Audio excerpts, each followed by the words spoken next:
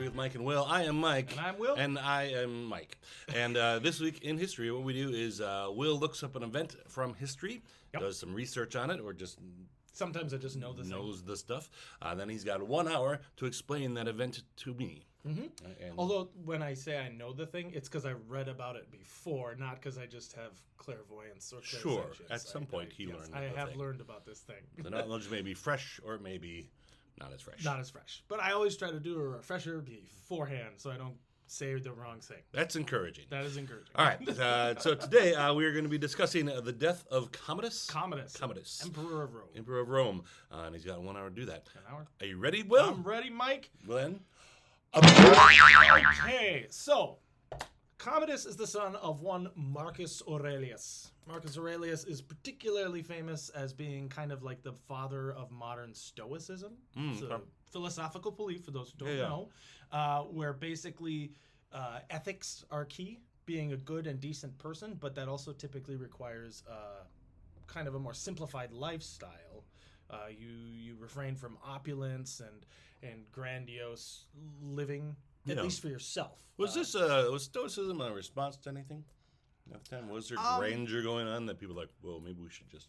I think originally the concepts, because this goes back to like Socrates and guys like that, who were talking about like the excesses of the time were too much and too great. Yeah. Dial it back a bit. Yeah. But Stoicism is not necessarily that you refrain from joy. Right. Aurelius is one of his teachers. He had this teacher, I probably should have written down his name. It was Fento or Fanto, something like that. Fanta. Yep, Fanta. It was Fanta. He's a soda man. But he would constantly, they would exchange letters throughout his life, and he would say, just take some time off, man.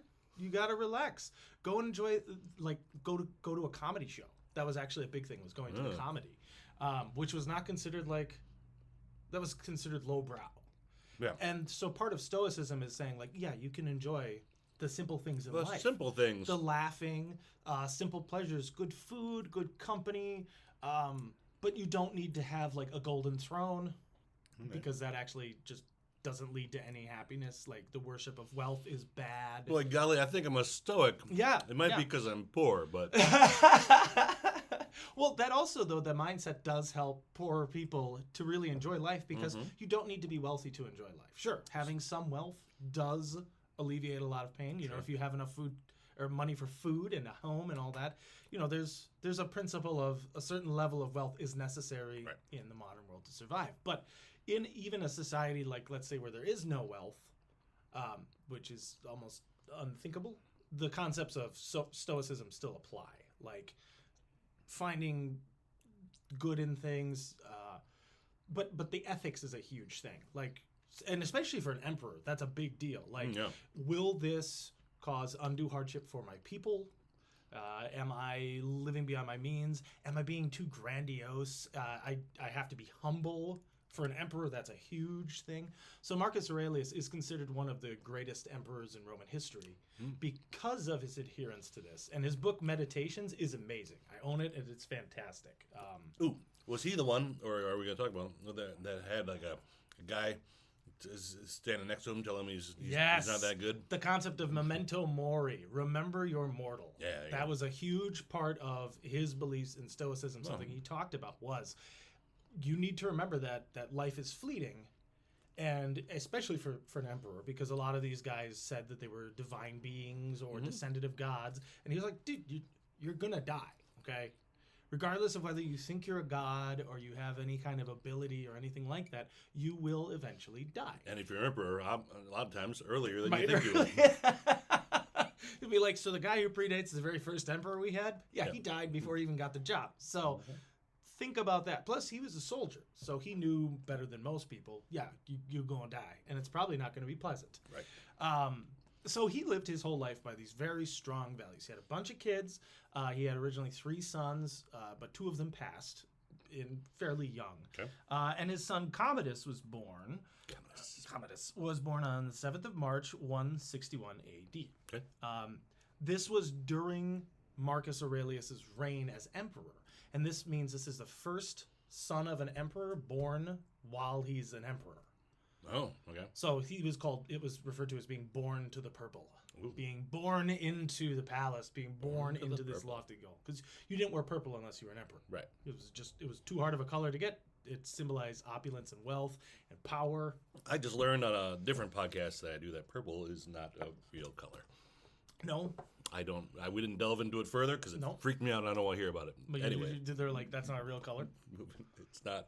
It does not appear on the spectrum as purple. There's magenta. Well, that bothers me. Yeah, I know. I didn't want to learn. I didn't want to learn that anymore. bothers me. But it's kind of that broad range of you mix reds and blues together, you get something in the middle there. That's purple. Okay. So either way, it's also a hard color to get. Yeah. So yeah. Because even if you perfectly balance, it's a rich person. Yep, it's a rich person color. And like a lot of these things was like a specific type of seashell, like snails. Like they had to grind up like millions of them to make the color. Sorry, boys. Yeah.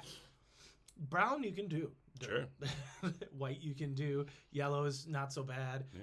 Earth tones. But like blues and purple is really difficult. Yeah. Red was a major dye for the Romans because all the soldiers wore red. But you had to take off your red cloak before you came into the city of Rome to symbolize you were not under arms, you were not wanting to cause harm. Okay. So Marcus Aurelius has his son coming up in this palatial lifestyle, but he's a Stoic. So he's like, none of this matters. I mean, enjoy. Enjoy it, son. But because he believes in ethics, he also believes very, very strongly in education because you have to learn more about the world than you can possibly ever see in it. So despite what some people say about like first-hand experience is the best education, not when you're an emperor. Oh. You need to learn a lot of stuff because eventually he wants his son to have the job. And this would be the first time in like 115 years where an heir was the direct child of the emperor. Oh, okay. And the last time that happened was Vespasian's son Titus, who reigned for like 2 years. And before that, it never happened. It was always like an adopted child. Oh, so they don't really have a system for it. They don't have a system. Yeah, there's not like a firm system. The system is whoever the emperor says is his heir is the heir. Right. But it's typically an adopted son. Right. So this would be the second time in Roman history where it's an actual biological child. So he's got a lot riding on this kid being a good kid. No pressure. But raise that kid right. Genetically, he's predisposed to have maybe some problems because his mother is also his father's first cousin. Oh. So we know there were less, nowadays... There were less people. There were less people. We know nowadays that you can have some behavioral birth defect issues when you are that close in proximity. That's why you don't do Second cousin, maybe not so much. But not only is it, taboo and icky for us, it's medically proven that causes problems, and especially if you do it a lot. Okay. So his family tree is a straight line right now, and that's not good. It's just horizontal. Just they keep breeding this way. Get out, go date somebody. Yeah, right. Go meet somebody outside. And these people are world travelers. It's not like the peasant class or the slave class who like live in a household for their whole lives. He's going out, seeing the world, conquering things, meeting new and interesting people. Find a nice girl in the Crimea somewhere. Yeah, I don't know. Right. So anyway, Commodus is raised in this environment of having tutors of various kinds, teaching him ethics, teaching him mathematics, basics of administration, writing. Military strategy is key. And then he starts learning military strategy firsthand because dad is a major warrior. He's like the ultimate general of what was called the Pax Romana, the peaceful times of Rome, which weren't that peaceful because for almost 20 years of Aurelius's reign, he was at war. But they were external wars. These weren't civil wars. So this is pushing the boundaries outwards, and that's considered peace for Rome. Okay. As long as it's not people within murdering each other or necessarily invading. So his main thing was fighting the Germans and also some active defensive wars. Yes, the best defense is murdering your neighbor, who may or may not have been doing anything. Yeah. Like, well, they're all Germans. They're all the same. Let's go fight. But we know that from Roman history, glory is a huge thing. Yeah. That is like political currency. Look what I did. I did a thing. I killed all these people. Thank you. That makes me great. Yeah. But you also get a lot of wealth because usually you have to get bribed to go away. Oh, okay. Like if you win a lot, then they're like, okay, here's a bunch of money. Yeah. Stop killing us. Stop killing us, please. Or you take over the land and now you have all this land. Yep. So you get all the riches of the land, whether it's farmland or forest or mining rights or whatever. And then you also get slaves. Slavery is still a thing. Sure. It's less of a thing in Rome at this point, but it's still a thing. Okay. So this is all part of that. For Aurelius, it's less about his own personal growth and more about the glory of Rome. That's a big deal to him. Is as emperor, the glory of Rome is important. It helps the Roman people. It builds prestige. And also, if I beat the crap out of these guys, they don't invade. Oh, yeah, there you go. Because the Germans at this time are extremely warlike, as if Germans have a warlike history. Would that be? Are they the Goths with the Visigoths? They are not the Goths or the Visigoths. There's the Germanic tribes. Oh, yeah. The Goths are more easterly, and slightly culturally different. Okay. But these are Germans, and the Germanic peoples are just warriors. Like they have a deep culture at this time, but they're very famous for their fighting ability as well. Okay. They live in a very tough environment, and the Romans always described them as giants. So they're probably big, hardy people because they have to live. This is a very much only the strong survive kind of civilization. Mm-hmm. They don't have a lot of permanent settlements. They travel a lot. They fight a lot, and then they mix this culture together. And the Romans really never fully conquered Germania. Like they could never really do it because the Germans were just really, really tough. Plus, too many trees too. Yeah, you're fighting in the Black Forest, which is just hell. Yeah. It was just awful. Like they'd sent legions in sometimes, and they just lose entire armies. They're like, crap. I guess that's. Let's do it again next year.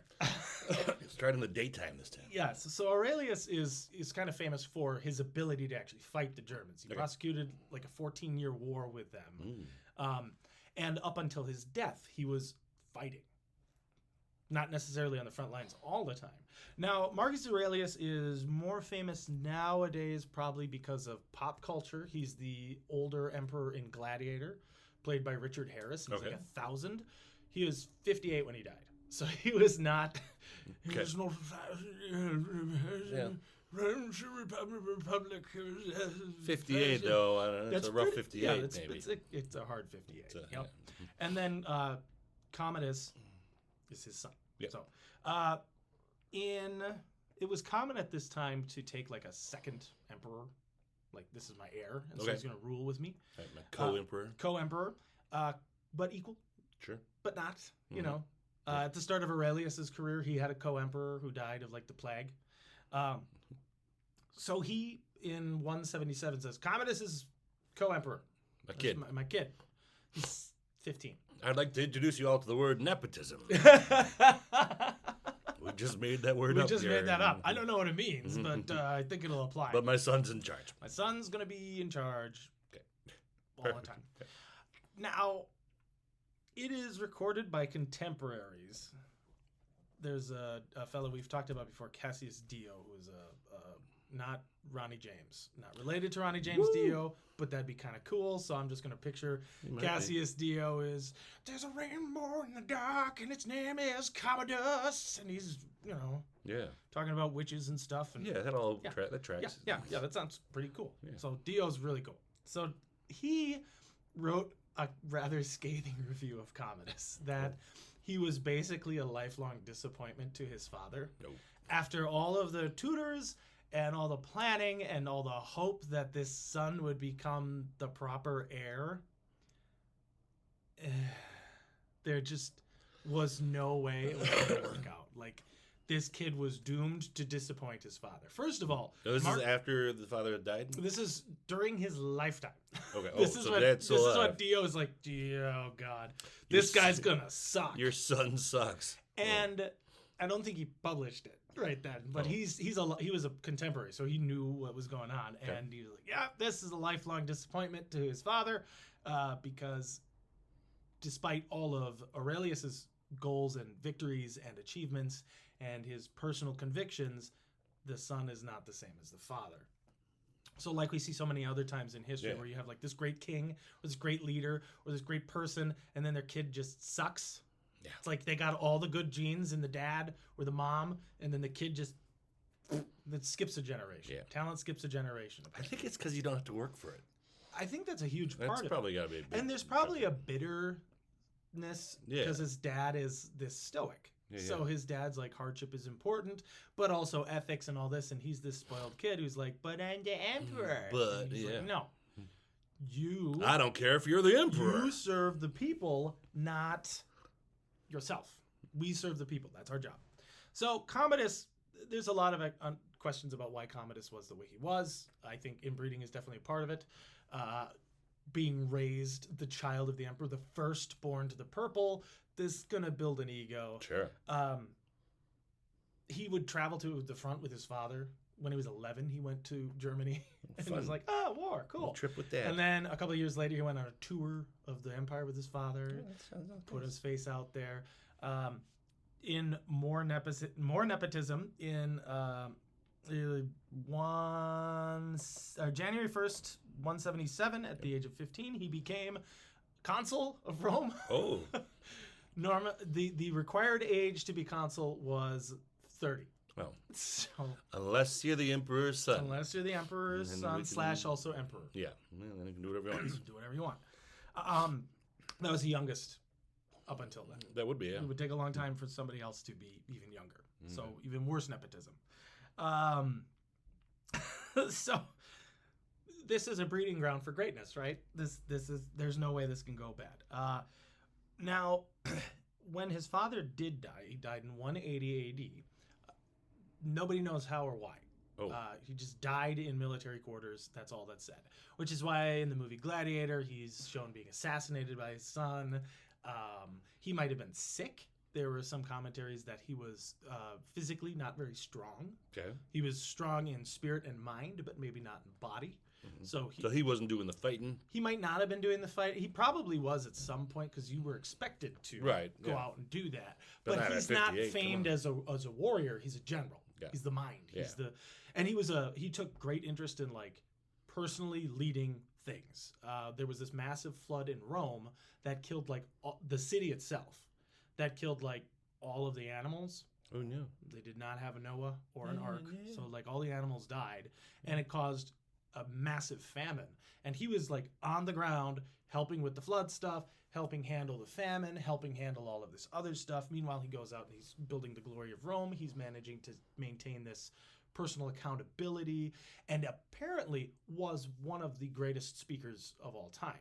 That was something that his tutor was extremely proud of him for, and that the people just loved him. So Marcus Aurelius at the time was considered like a god, even though he was like, no. Right. People please, no. No. But like a genuine please, no. Yeah, like, please. No, please. Stop it. Could you stop? Listen, all right, I'm God. I love you all, but stop. As your God, I command you to stop. Stop. Yep. That. So when he died, he was immediately deified. Mm-hmm. And then his ashes were brought back to Rome. It was this whole thing. And within like a couple of weeks, Commodus is like, all right, no more war with the Germans because it sucks here. I'm on board with this, Commodus. Yeah, right? His soldiers were like, but we're not done. Well. And he's like, I don't care. Also, there is a huge argument among historians, like whether this was a good idea to make Commodus the heir. Oh, yeah. Okay. But to put this in a context, if he didn't, there could be a massive civil war. And there hadn't been for a very long time. Oddly enough, Vespasian's time. Because there's another tie-in with them where Vespasian was the first one to make his biological heir. Vespasian was alive during the time of the 4 emperors, which was this year where there were 4 emperors in one year. And it was chaos. And then coming up is the year of the 5 emperors. More chaos. It's like bookends. And in between, we had the Pax Romana. We have Niccolo Machiavelli, who we can't usually trust because he's a bastard. The guy who wrote The Prince. Yeah. Referred to as the good emperors, the 5 good emperors. And he says Marcus Aurelius is the last one. Oh. So That's going to feed into it. Also, Marcus Aurelius's reign is considered the end of the Pax Romana. Oh. Okay? Boy. So Good thing Commodus didn't know about that. yeah. Bad reviews coming in. So Commodus becomes the emperor. Yay. And he immediately ends the war, but also shows that he has no interest in administering his kingdom. Oh. He does not have... And the empire at this time is at like its largest. The Mediterranean Sea is literally a lake in the middle of the empire. That's what they refer to it as. It's a Roman lake. They have all of it. Right. They have a picture right here. Ooh, yeah, it's like a lovely purple all around the lake. Basically, they're like, oh, we went to Lake Mediterranean and it was lovely because they're Italian. Yeah. But yeah, so he inherits this massive empire and he has no interest in running it, none. Despite all of the tutoring, he does not have the mental acuity to handle any of this. Okay. However, he is famous for being strong and a big-time athlete. So that's what he does with his time. All right. He wants to do chariot races. That's a big thing for him. He loves wrestling. Wasn't that the same guy was that last week even that we're talking about? Yeah. Kind of like Henry the Younger. There you go. Yeah, we're doing a theme apparently. It's where Henry the Younger was like, I suck at this. I'm going to be the co-king. And there's a lot in common. Right. But Commodus inherited the empire. Yeah. So imagine that kind of a guy who's just like, he's the dumb jock guy. Yeah. Who Don't doesn't put jocks in charge. But with a huge amount of responsibility. Yeah. Okay, so big, dumb, strong guys have a great many purposes in life. Sure. But leading the largest empire in the world at the time, not one of them. No. Probably not a good idea. So it goes about as well as we can imagine, except not only is he big, dumb, strong guy, he has a massive ego. And it gets progressively worse with time. Okay. So, not only is he interested in like wrestling and charioteering, he likes the concept of the gladiator. Yeah. He thinks that's cool. Now at the time, gladiators are superstars. Gladiators get put out to stud. Like Roman rich women pay to sleep with the best gladiators just to feel the energy. Good work if you can get it. These are the NFL quarterbacks. Yeah. These are the Olympians. Ooh. Well, that's a bad example because we don't seem to care about Olympians. But these are the big names. I heard a story about what they would do with gladiators. Okay. And they would after they'd gladiate. Yep. And then they'd oil them up. Yep. To wash them off or whatever, and then they'd scrape the oil off. Yep. And then they'd collect that oil and sell it to the ladies. Ladies would use it as perfume. I think that's accurate actually, because that's how the Romans would bathe a lot of the time, is they'd oil up and then they'd scrape it off. Apparently, extremely effective. But Romans were pretty fastidious about cleanliness. Yeah. But yes, I actually remember reading that about that too. I don't know why that stuck with me. But that's a good thing that's a weird thing to have stick with you, but it's like because that's weird. Yeah. Like I want his sweat, but not just his sweat. There's probably blood and gross stuff. Yeah. Because he's been killing people. I want all that. I want that. So this is the time where gladiators are. Some of them are slaves. A lot of them are slaves. Some of them are free. And their entire life is combat and death, and that's all they do. Is each gladiator match a match to the death? Almost all of them. Right. Like people die. I mean, they're not playing with toys. Yeah. They're real weapons. They are given very little armor usually. You had gladiator schools that would compete against each other, so very much like NFL teams or soccer teams or whatever. It's just I'm saying it's just the kind of a sport you can't really have a bad day. No, you can't have an off day or you're dead. Yeah. Now, sometimes if you're the winner and it's like a one-on-one fight, there's that whole concept of like the emperor raises his thumb up or down, kind of a thing. And that's actually misused a lot, where they say like if he points down it means death, if he points up it means life. Yeah. It actually is supposed to say do what the crowd says. So if the crowd is shouting live and you point up, that. But if the crowd is shouting death and you point up, that means kill him. Like it depended on what the crowd was doing. I had heard that it was backwards from the way people. Yeah, a lot of the times it was. But I think that that makes more sense. I'm Yeah, I'm happier with that. Yeah, it's a better explanation. So he could veto the crowd. Like, no, I'm the emperor. Kill that guy. That guy sucked. Yeah. Yeah. And you can see the one dude doing something as opposed to so loud. Yeah. But a lot of the times, in the heat of battle, you don't know what's going to happen.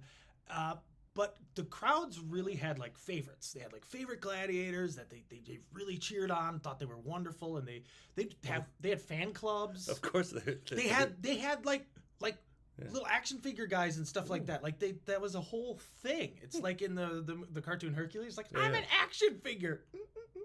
Like they had a lot of the stuff. You'd have flags for your different teams, so it's very much like a modern sporting event. Take any major arena-sized sporting event. That's what these guys were doing, but usually to the death. And they would do massive events. Like there are famous stories of they flooded the Colosseum so that they could have a naval battle. They would do that kind of thing all the time. They would have battles between different gladiator teams to reenact Rome's greatest battles, Rome's greatest achievements, and they'd fix them. So it was like, well, Hannibal's supposed to lose this battle, so we'll put the crappy team in, and the best team gets like better gear. So they'd reenact, but still with real death though, too. Oh yeah, wow. yeah. If you drew the crappy result, I'm on the Washington Generals. Oh no. Exactly. So it was like, I don't want to lose. Well, you might win. I guess. You're not expected to just quit. Like the crowd, you're still going to fight, but the odds will probably not be good for you. So much like, again, in Gladiator, the film, they do the Battle of Zama, and the legions of Scipio are supposed to beat the Carthaginians, so they send in like chariots and stuff, and these guys are just on foot. And like, I don't know what's going on. But of course, because Russell Crowe is there, he gets everybody to work together, and they win, and the Commodus says, oh, well, I might be rough on my history, but didn't the Romans win that battle? And the guy's like, sorry, whoops. And then Russell Crowe has his famous tune, my name is Gladiator. There is no Maximus in this story. Okay. So I've not seen the movie in a long time, so it's one of my favorites. Yeah, I can tell. Yeah, it's a great movie. I hope the folks at home have seen it. If you haven't seen it, highly recommend it. It takes some fun stuff with history. The costume is amazing. The music's amazing. The acting is incredible. Has some great actors in it. But, it's a movie. Yeah. More for entertainment. Now, almost immediately after he's back in Rome, so Commodus has done all this stuff, because he doesn't really want to run anything, he picks a guy named Sauterus, Saoterus. I think it's Sauterus or Saoterus. To be his chamberlain. This is a freed man. This guy was a slave. This guy is not a senator. He is not an elder statesman. He's just like Commodus's friend. Okay. And he wants him to be the what? The chamberlain, which means he runs the palace. Oh, okay. And that also means that he handles all the meetings for Commodus. Yeah. That means he talks to senators. That means he basically runs Rome. Okay. Because Commodus just wants to go have fun. Yeah. So, but this guy has no experience with it. This guy is not experienced for the job. And also, these people are very judgy. They're like, that's a slave. Oh. That guy was a slave. I'm not listening to that guy. Why should I listen to that guy? He's a slave. Oh, yeah. So picture, like, you took a homeless man off the street, and you're the president, and then you just go golf for the day, and the homeless guy talks to the Senate, and imagine how that works in our society. Yeah, I guess that wouldn't go well. That would not go well. Even if the homeless guy actually proved to be very capable, people would be super judgy that this poor guy off the streets is running things. Yeah. That's about where we're at. And people don't like that. Yeah. How long did this last for? About a year. Oh, yeah, that's longer than I thought. Yeah. Well, because Commodus is gone, he likes to spend less time in Rome as his career goes on because Rome's boring. He doesn't have all of the access to like open fields and stuff to run around and be on a chariot and practice.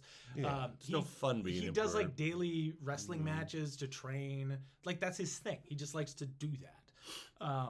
So he's just a sports guy, and that's what he wants to be doing. So he leaves poor Sauterus to do this. Now Sauterus, I don't have a ton of information on it, and Commodus doesn't have a huge amount of documents about him. Dio's one of them, and he's our most reliable guy. There's another one that's a history book about this subject, but it's written as literature, not history, so it's not a great version of it. Perhaps. And the flaw with Dio is we don't have big books on it. We have fragments of things he said. Oh, okay. The most damning thing he says about Commodus is he inherited an empire of gold and turned it to iron and rust. Oh.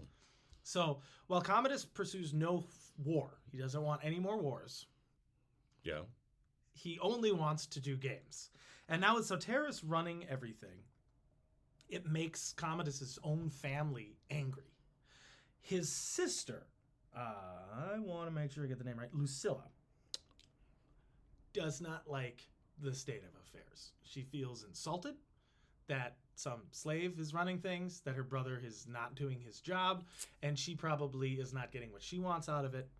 So she talks to two alleged lovers of hers to deal with this. To deal with it. Kill Commodus. Deal with it. Yep. Got it. Now these guys bungle the whole thing. Do they basically try to let it. It's like a botched burglary. You don't send two of your lovers. They gotta. You gotta send 8 of them, or no lovers. Find trained soldiers. I feel like I would be distracted by. Wait, you're her lover too? Yeah, I was there that night. That was me in the mask. Going.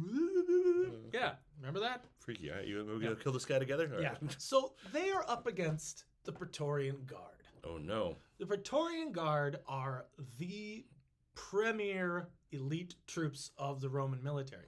It's interesting because a lot of them don't actually have combat experience, but they are killing machines.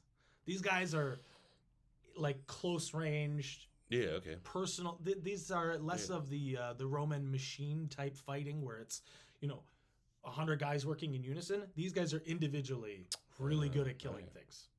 And they train hard.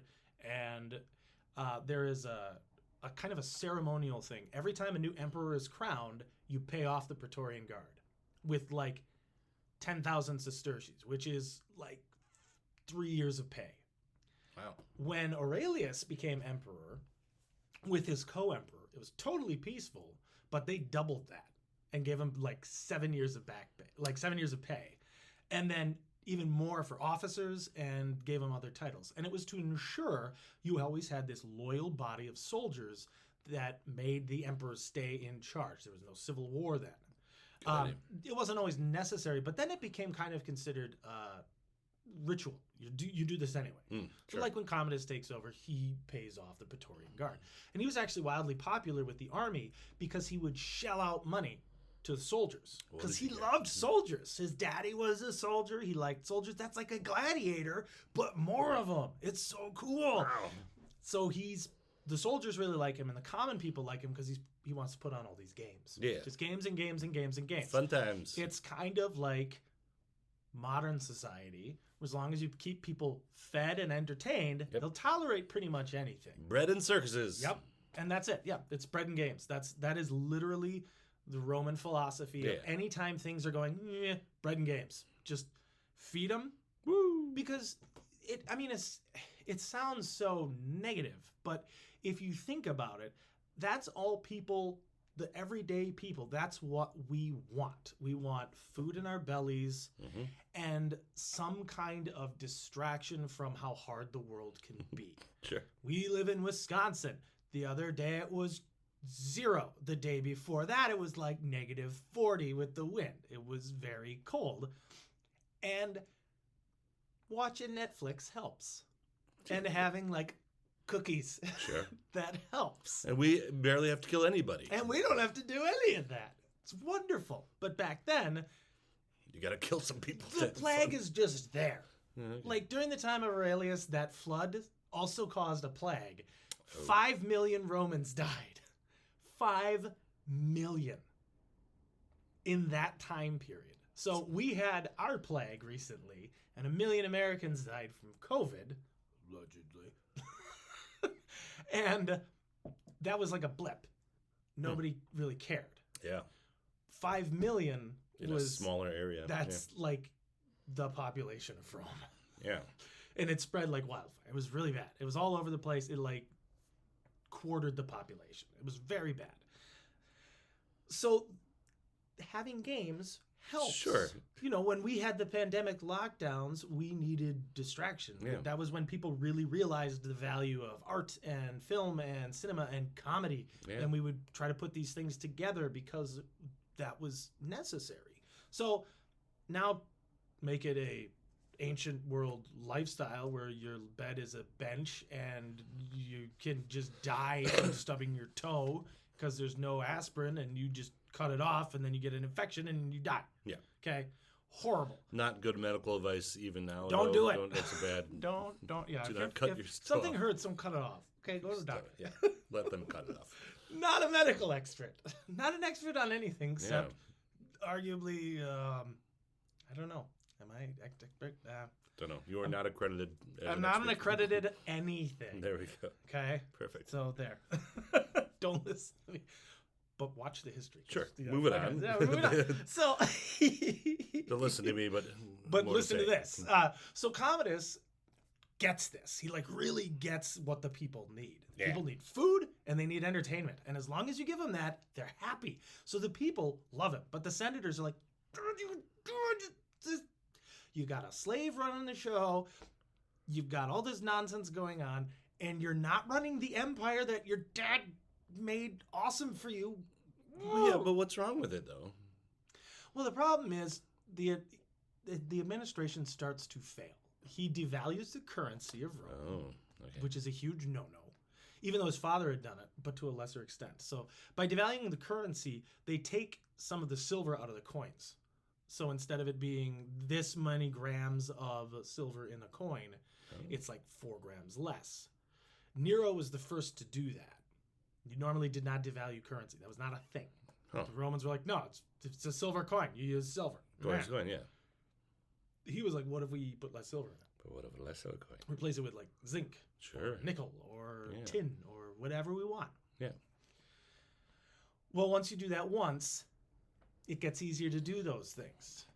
So the point of it is you can make more coin? Yep, you can make more coins. The problem is it devalues the currency. So there's not really a perk to that. And especially when, at this time, money is based on the metal itself. Yeah. Okay, so it's not like modern money where it's all kind of this nebulous concept and we are all like, yeah, we get that money is just kind of an agreed upon value and we're just going to go with it. Okay. They're like, shiny thing, value. Meh. So devaluing it literally makes the money worth less. Okay. And that's why, like, you see guys like bite coins later on in like cinema and stuff, because it's like, is this a real one or is it devalued? How much is in it? That kind of a thing. So with the devaluation of the currency, with Commodus not taking an active run at things, and things start to slow down, and they see the writing on the wall as this is bad. No. Lucilla sends her lovers, and they get captured by these elite killing machines, the Praetorian Guard. Commodus has them killed. Oh. Not the guard, the lovers. Yeah. And then has his sister exiled to Capri, and then kills her later. Oh. Because he's like, I'm not going to get... No conspiracy to murder the emperor. Meh. What's your sister? And Sartoris is like, yeah, that was a close one. Yeah, this is good. No. Investigation. So, immediately after this, there's a second coup where there were Praetorian prefects. A prefect is like a leader, like a captain. 2 of them. They're like, all right, well, he's distracted by this other thing. Instead of killing Commodus, we're killing Sartoris. And they kill Sartoris, the Chamberlain, because everybody hates him. They blame him for all the things. It's like the eunuchs in China, how the Chinese, they always, there's this gang of eunuchs, and they're like, it's the eunuchs. They're the worst. So they do that. They kill him. And then one of them blames the other one for killing him. And he's like, Commodus, this guy killed Sartoris. No. So Commodus kills that guy. Yep. Even though the other guy was also involved. His name was like Perennius. You just gotta be the first one to speak up. Exactly. So he's like, yeah, we totally killed that guy. Jim did it. Sorry, like, Jim. it was like a not it situation. Move faster, I should have Jim. betrayed you first. How did I not see this coming? We betrayed the... Oh, yeah, we betrayed people. And what's wild is these are Praetorians. So these guys are the ones that are supposed to be the most loyal to the emperor. Although I do find it interesting that they just whacked Soteris as opposed to the Emperor. But they might have also been involved in the original plot to kill Commodus, and it just went badly. Yeah. They're probably the guys who opened the door. You're like, yeah, you go kill him. Oh, crap, I forgot that the loyal guys are on duty right now. Oops. Sorry. So Soteris is killed, and Commodus is really upset by this because that was like his buddy. Yeah. And he trusted him, and now it's personal. Before, you came after me, and it made me mad. But this time, this coup is personal. Plus, now I have to do work. Now I have to do... yes. So Commodus goes back to the thing, and he's like, fine, I'll take a firmer hand, and I'm going to run things. Mm-hmm. So he has the people killed. That's what his first thing is. I'm good at that part of the job. I can do that. But he eventually settles on a new court favorite, a fellow named Cleander. Cleander is a soldier... and he gets really tight with Commodus, and he basically starts doing the same gig Soteris did, where he runs things. The funny thing is, he's actually the guy who personally killed Soteris, and Commodus doesn't know that. Oh. So the dude who killed his best friend is now his best friend. So while the Praetorians planned the killing, this is the guy who held the knife. This is the knife man. Do the other people know that? Anyone? Well, they're dead now. Because now Cleander's in charge and he cleans house. Oh, okay. This dude might be the most corrupt man in Roman history up until this point. Because what he starts to do is, even though he's like a nobody, he starts having all access to the emperor go through him. Everything. And he starts selling, and he makes a job of all offices of power come from him. Okay. All of them. Every single title that is handed out, every job, everything, that comes from him, including Senate rank. Mm. So if you want to be a senator, give me the money. Give me money. Give me money. How much you pay me? So he basically runs it like a mob boss. He starts selling favors. He starts selling access to the emperor, which we can probably relate to in modern American history because we had people who were trying to sell access to the president in a previous administration. Yeah, I think that happens in any time. I think it does. Yeah, that's what I mean. Like, if you're selling access to, like, a senator, that's a huge no-no. Like, that should just go away. Like, we should know from history that's bad. I'm not doing a left, right, this one guy's bad, that one guy's bad. If you're selling access to them, that's bad. And that's like lobbying. A big part of lobbying is basically bribing people to be able to talk to government leaders. Bribing? Yeah, exactly. It's not bribing, it's lobbying. Lobbying. It's bribing, yeah. But this guy is solely in charge of that, and he's demanding money. He's not saying, like, yeah, you can give me this. If you want this, you pay me. If you don't pay me, then you don't get the thing. There we go. Deal with it. Also, you're not a senator anymore. Next. Dang. So he's stripping people of their titles and all this, and he's constantly telling Commodus this is good business. Sure. Commodus starts taxing the living bejesus out of the senatorial class and pays for more and more games for the poor. Mm-hmm. But he doesn't tax the poor or the soldiers. Okay. So the overwhelming majority of Romans are like, yeah, Commodus is pretty cool. Yeah. Because he's not taxing us, he's taxing these rich guys. Yeah, I got mine. I got bread and games, baby. Bread and games. And the soldiers was like, yeah, we're also not fighting wars. This is really cool. We're just collecting a paycheck to chill and watch these games. This is wonderful. And Commodus is like, yeah, I'm going to start being a gladiator. Yeah. Oh, what? Yep. So Commodus decides, I want to be a gladiator. Okay. I don't just want to watch the gladiators. I want to be one. Okay. So the people who are don't like Commodus might be thinking, well, this problem's going to solve itself. Problematically, though, he's extremely well trained and really strong. So he's quite good. Also, the fights are rigged. Mm. Like a lot of the time. But even if they weren't rigged, he's probably good enough to beat up one guy at a time or kill another guy. He's good at that. He's not a general. He's not a commander. But that's like, you know, you watch like a pro wrestler. Yeah. And you're like, yeah, that guy's like, it's all staged. Okay, I'm going to take a swing at him. But you're the average Joe. Yeah. And that guy's still a huge slab of meat who's used to getting hit by people all day. You're probably not going to win. So Commodus is engaging actively as like a gladiator at this point. He's like, I'm going to do I'm going to do gladiator matches. Then this is going to be great. People are like, you are a psycho. So this is when he starts getting the idea. I want to do this. I want to do this. So Cleander is fine with this situation. He gets to run things as he sees fit. And all the way, so we kind of lose a little bit of the details of the history until about 190. So during this time, though, Cleander is pretty much in absolute power. And Commodus is just takes less and less time in Rome and more time on his private estates. That's where he's doing his gladiators. Yeah, so he's hanging not out at the gym. Yeah, he's not like at the Colosseum, but he's training as a gladiator. He's just thinking this is great. Yeah. Then there's a famine. Oh no! Just when you thought things were going okay. And Cleander is known to be a corrupt dirtbag. So even though he's the guy who's kind of like, yeah, we're going to tax the heck out of the rich, and blah, blah, blah, blah, blah. It's like, but you're the richest guy. You did this to us. The reason we're in misery is because you suck at your job. Did I, though? Yeah. So a mob chases him. Oh, no. And where does he go? Commodus. Big imps. Hey. Protect me. Hey, baby, help me. I did it bad. I'm sorry I ruined your country. So the people are angry, and I may not have food to feed them. Can you help me out? Yeah.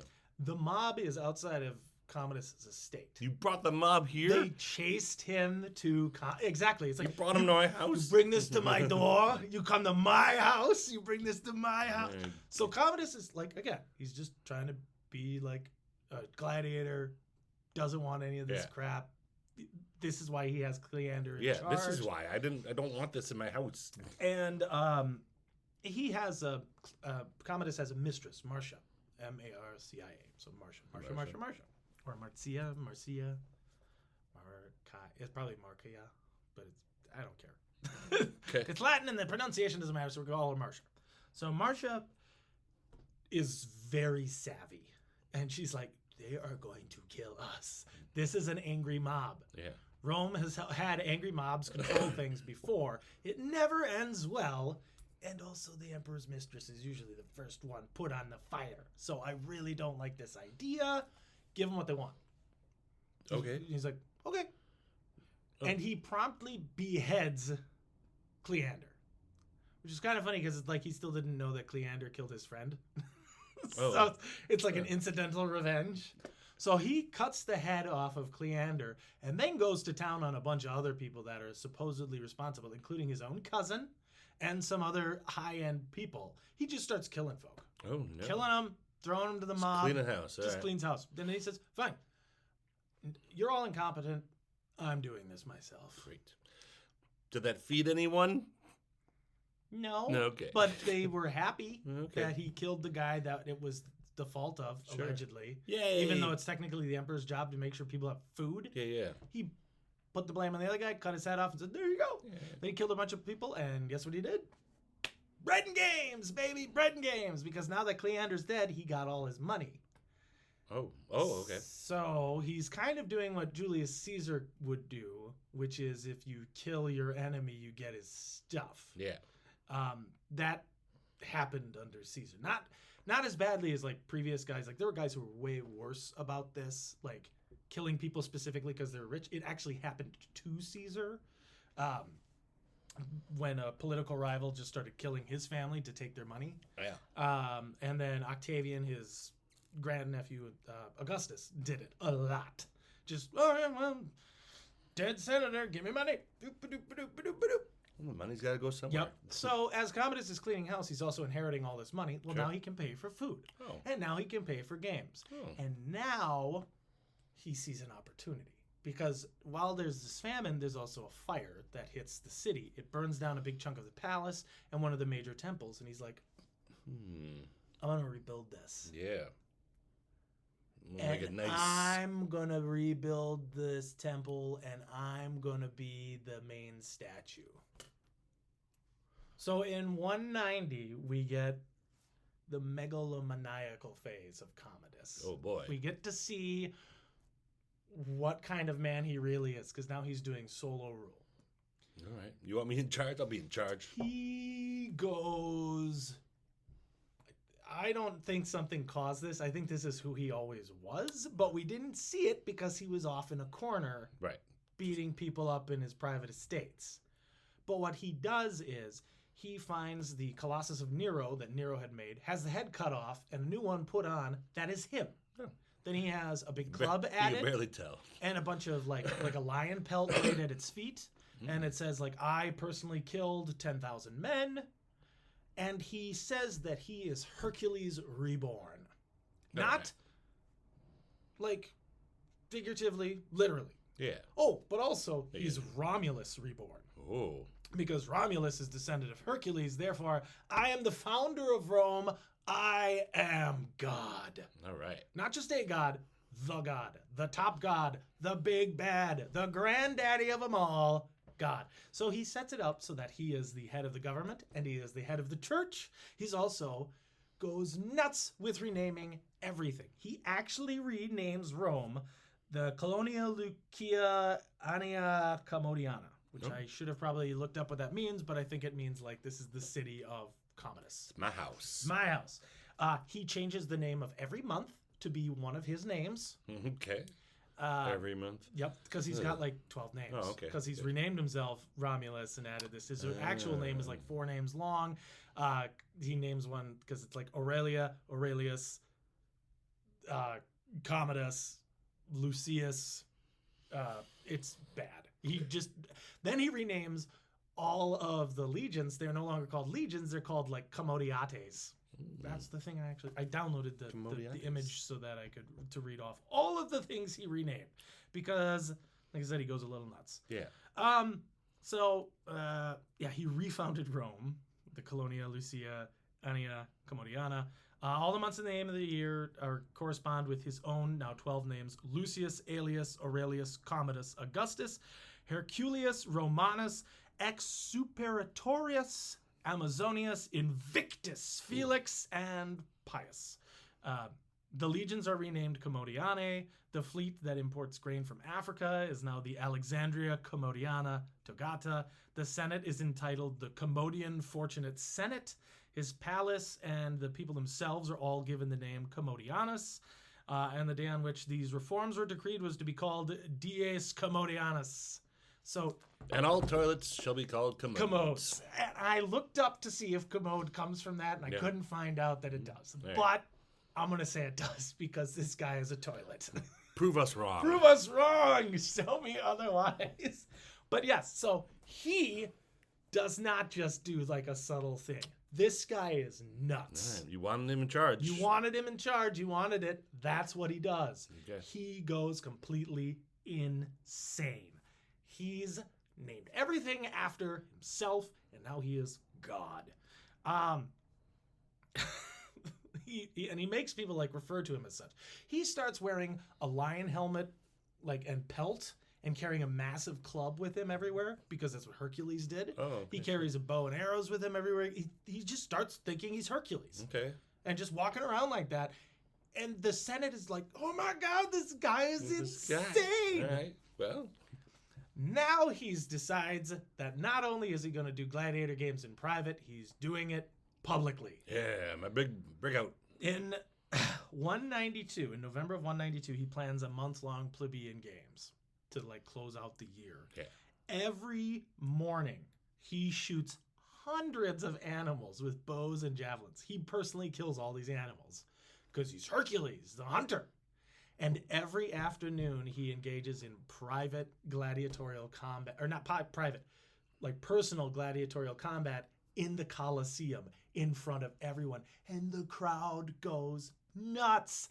There's our god king Hercules just messing people up. It's like if you mix like professional wrestling and politics, but it was a death sport. Yeah. So he's out there as like this king just killing people left and right. And you can't kill the emperor. Well, but you also can't give a bad performance. Oh, yeah. Or he'll kill your ludus, your school. Like he'll kill them all. Like if you give him a bad, if he feels like you're softballing him. Yeah. I'm not a weakling. I'm not a coward. I'll kill you. I can kill you all anyway. Praetorian Guard, kill them. Get him. Kill them all. Yeah. But if you hurt him, Then he's like, Praetorian Guard, kill them. They hurted me. Well, They're like, but sir, this was your idea. Don't care. Ow. Murder. Ow. They hurted me. I'm God. You can't hurt God. Well, this sounds like a lot of fun if you were on the other side. And he did this every single day. Every day. Every day he's out there. Now imagine this, though. You're not an extremely well-informed populace. All of a sudden, the emperor's like, I will fight as a gladiator! And they're like, this guy's going to suck. And then he goes out there and he's actually amazing. Because he's gotten my vote next year. All he does is train, and so he's super athletic. He probably incorporated wild acts of athleticism to show how cool he was, even though they probably were not good combat maneuvers. Being a gladiator is all about showmanship. Oh, sure. It's not just about going in and killing somebody. Because a Roman soldier is probably better at that. They just show up and they just kill somebody. Yeah. Gladiators don't just kill you. They kill you in style. Yeah, you gotta jump off the top rope. They have different fighting styles. They have different schools of fighting. So you've got like guys who use like a net and a spear. So they trap you with the net and they stick you. Then you have guys who specialize in a large shield and a small sword with different types of helmets and different types of armor. You have guys who start to use like 2 weapons at the same time, who are lighter and faster. All these different concepts of fighting. And then you get Commodus the psychopath with his club and his Hercules hat, and he just starts wailing on these guys. And it's absolutely insane. Sounds like he's having a good But time. I just see it like a wrestling match. You know, it's everybody's there and they're wrestling, and then the explosion and like, oh, it's Commodus, my God! And he just comes running in. It's like, with the club! Oh, he took his head right off! But literally, because he did. And again, it's reported in every source that I could find that he's really strong. Like, that's the one thing that they're always like, oh yeah, strong. Dude was crazy strong. And he could kill with a club. He could kill you with a club. Like, that was his thing. So it's very much, he's Hercules. Yeah. He's this big, beefy guy. He's fast. He's strong. He's really good with a bow and a javelin. And that's all he wants to do is go and kill people, which would have been fine, but he's the emperor. Sure. And that's all he wants to do. This causes a great deal of concern for the people behind the throne. The common folk are like, it was great. Yay. Even though they also kind of, in the back of their heads, are like, this is also not right. The emperor is not supposed to do this, but if we boo him, he sends the Praetorian Guard out and stabs us to death. Yay! So this is great. Yay. And it's like you're partying nonstop for a month. Yeah. Eventually, attendance becomes mandatory, probably. Oh, right. If he doesn't have butts in seats, there's going to be every day for this entire plebeian games. Now, normally these people don't have a lot to do. Yeah, but they got other things. They do have things to do. Some of them, they don't have jobs, Okay. so they pull people off the streets. You got to go watch the emperor kill some people, and kill some animals the whole day.